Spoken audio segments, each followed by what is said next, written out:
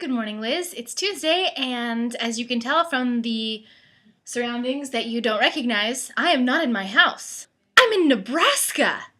Yes, Nebraska, so I'm going to try to make this quick because I've got family who I'd rather hang out with, no offense. I love you, but I don't see you all the time. I get to see your face pretty often, but you only live an hour and a half away, whereas it took a long time to get here. How long did it take? I would love to tell you.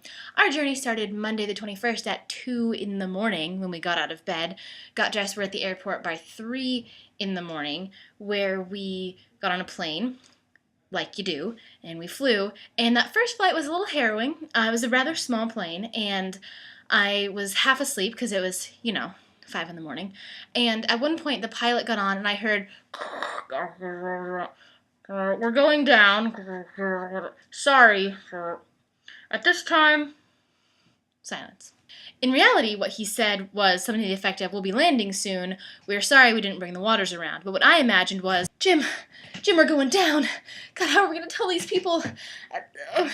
We're going down. We're sorry. At this time... So anyway, that first flight was a little stressful, to say the least. Although apparently not too terribly stressful, because then I fell asleep. So it was a long day of traveling, about 10 hours, and then eventually we landed in Lincoln, Nebraska, which is where we are now. This morning we went out and went to this really cool museum called the History of Germans from Russia, which found out that Justin's great-grandmother was originally from Germany.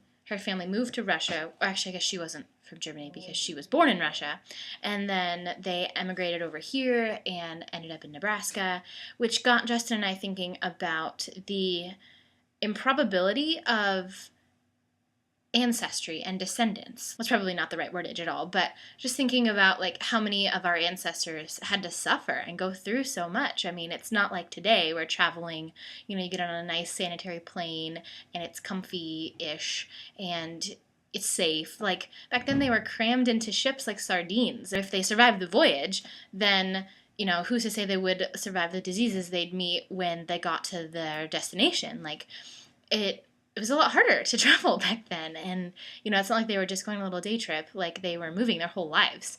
And how crazy it is, first of all, that they did that they had the faith and the hope and the determination to make those treks, and then the fact that they survived, and the fact that they were able to meet the right people so that you and I and Justin exist, and how each of their choices and their choices to move and their ability to live is the reason that we're alive today. And, maybe 100 years from now, we'll have descendants who the same can be said of us.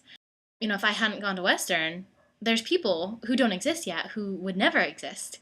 And it's just really crazy to think about history and how the smallest decision of, one man or woman 200 years ago could make the difference between me existing or not existing.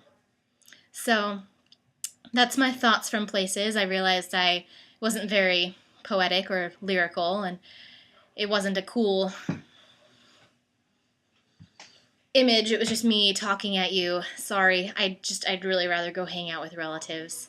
In closing, I would like to say two things. The first being, for some reason, my computer is doing this really stupid thing where the video and sound is not matching up, and that's frustrating. And the second, Strawberry Hill is really hard to find, but I'm going to keep trying, and I'll see you on Thursday.